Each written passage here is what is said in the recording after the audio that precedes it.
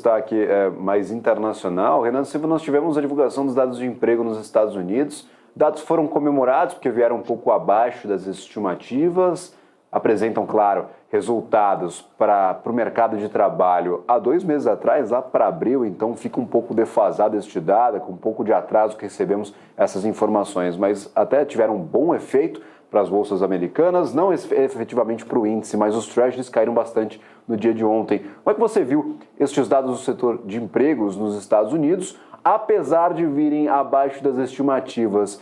Na tua leitura, ainda temos dados muito fortes que talvez briguem contra estes cortes antecipados de juros nos Estados Unidos? Eu acho que era esperado, né, esse resultado, dado que você tem ali, né, historicamente, você tem realmente uma taxa de juros um pouco acima da mediana, então é esperada essa retração, e isso aumenta realmente a chance de termos aí pelo menos um corte, né, na taxa de juros nos Estados Unidos. Nós aqui estamos trabalhando com a hipótese de um corte ou até nenhum corte, e a gente sabe que algumas casas ainda trabalham com a hipótese de 3 cortes. Eu acho que seria muito otimismo, porque ainda há percepção de pleno emprego nos Estados Unidos e de uma economia realmente bastante robusta, né? Ao mesmo tempo, a gente sabe que também não se pode correr o risco ali da estagnação em inflação. É muito difícil bater a meta inflacionária, até porque, se a gente fazer uma análise assim, né, quer dizer, eu acho essa meta um pouco distorcida, porque ela é pós-2008 ali, né? Então, a meta, de certa forma, ela está de acordo com uma economia que estava, né, ali em retração sob estímulos, né? E agora que você sai do corner monetário, é difícil você convergir para a meta. Ao mesmo tempo, se você manter a taxa de juros elevada por muito tempo, você ainda corre o risco da estagflação. Então, a possibilidade, de fato, de um corte de juros, ela está aumentada. Agora, por outro lado, também, só complementando, quer dizer, ontem a gente teve uma aversão aos emergentes, né?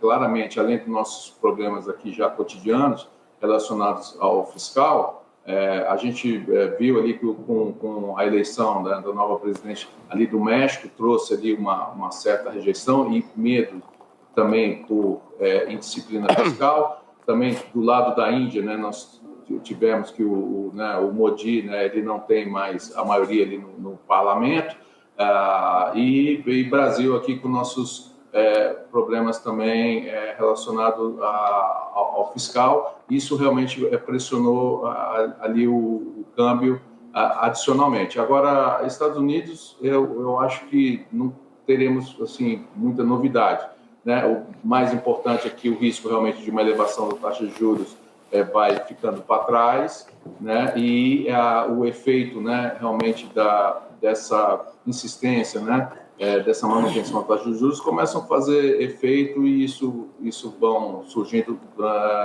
na medida que saem os números.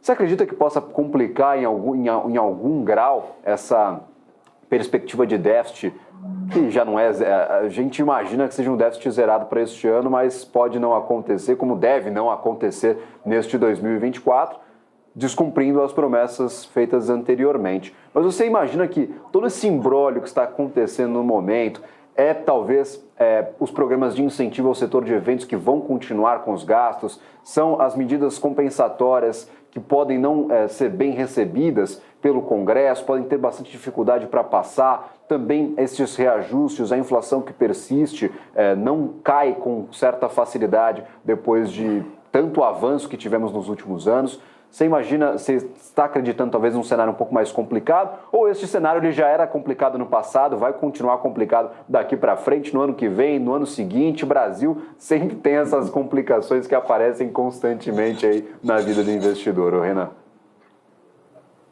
Olha, eu acho que o cenário continua complicado, né?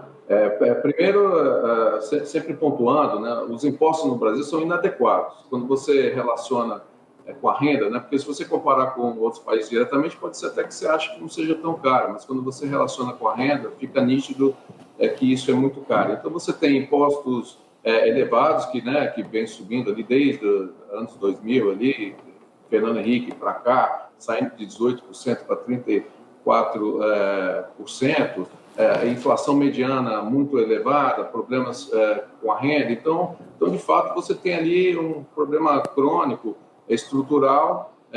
O governo, né, sempre se posicionou, o governo atual, como o indutor da economia. Isso significa gastos, como você bem frisou, né?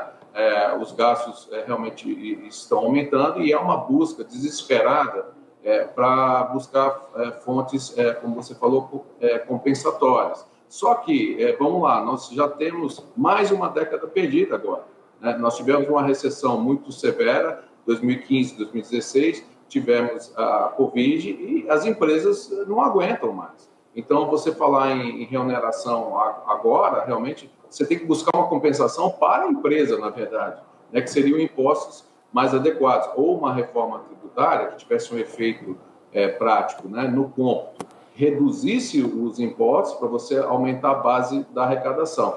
Está aí a economia informal que não deixa mentir, né? 40% de economia informal mostra que vale a pena você cobrar impostos tão altos, né, que, a tal ponto que as pessoas quebram ou vão para a informalidade. Então, há esse embate, mas o caminho mais natural é o que todo mundo vem falando há muitos anos, ou seja, corte de gasto, né? Diminuir a máquina pública. Mas fica bem claro que as políticas de governo indicam ao contrário, né? E essas medidas, por exemplo, também com relação não só à exportação, né? Eu concordo que é um tiro no pé totalmente, mas da importação também. Esse protecionismo tem sido desastroso, isso vem dos anos 70 para cá, e isso nunca cai por terra, né? E isso aí impede que entre novas tecnologias, que a indústria fique competitiva, mais a ansiedade de arrecadar do que realmente buscar uma melhora do ambiente econômico aqui no Brasil. Então, é um problema seríssimo e realmente, se você agora pesar a mão na sociedade com mais impostos, realmente não há uma perspectiva de melhora né, de longo prazo. Talvez no curto prazo, porque agora nós estamos sob o efeito desse gasto, né, que alguns gastos eles chamam de investimento, alguns investimentos eles chamam de gasto. Isso aí também está um imbróglio, ninguém vê a taxa interna de retorno desses investimentos, daqui a pouco começam os impactos, mas é perigoso, né? Realmente um imbróglio, mas haverá muita resistência, sim, porque são medidas pouco populares e as empresas estão aí debaixo dessa tempestade aí de mais uma década perdida.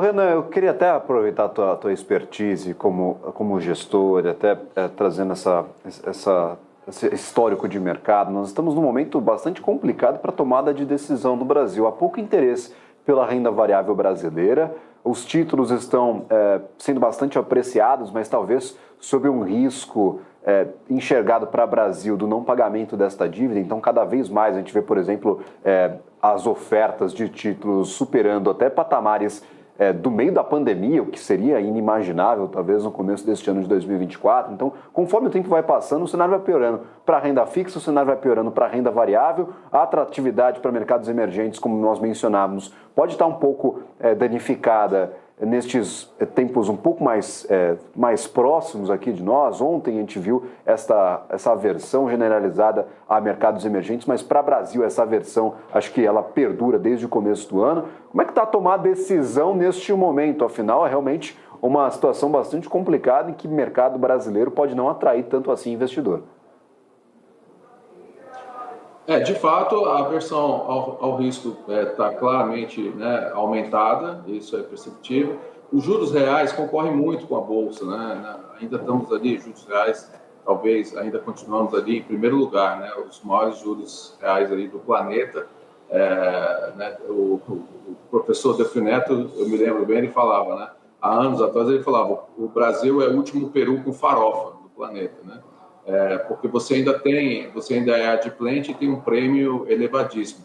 Mas com a dívida num patamar muito mais elevado e uma relação, né, dívida-PIB também deteriorando claramente, também as contas ali, o resultado primário, então, e o nominal, né, ali muito ruins, isso, o governo, na verdade, a condução das políticas tem que gerar um ponto de inflexão. Talvez o mercado, talvez nem espere que melhore nada tão rapidamente, mas se mostrar uma inversão da tendência, um ponto de inflexão, e esse ponto não acontece.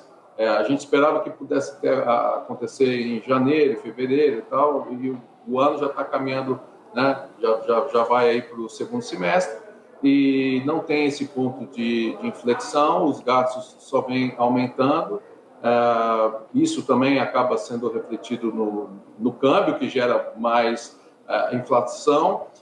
Agora, nós temos, já não é de hoje, né, ali os nossos juros reais. Então, em termos de tomada de decisão, acaba prevalecendo, sim, a renda fixa e também os investimentos internacionais, né, porque as bolsas lá fora, principalmente nos Estados Unidos, né, oferecem uma gama de oportunidades.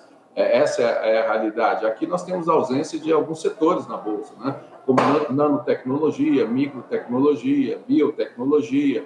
O nosso varejo aqui é combalido, e lá você tem um varejo bem, né, estável e forte, né, mesmo porque está em pleno emprego. Então, a gente vê o aumento da demanda, né, pelo interesse, né, nesses investimentos no exterior, tanto juros quanto renda variável, até mais renda variável, claro. E aqui no Brasil, realmente acaba sendo difícil concorrer com a renda fixa e buscar realmente os players solventes ali, com aquela velha prudência e o rigor na análise de crédito, você ainda captura algum resultado.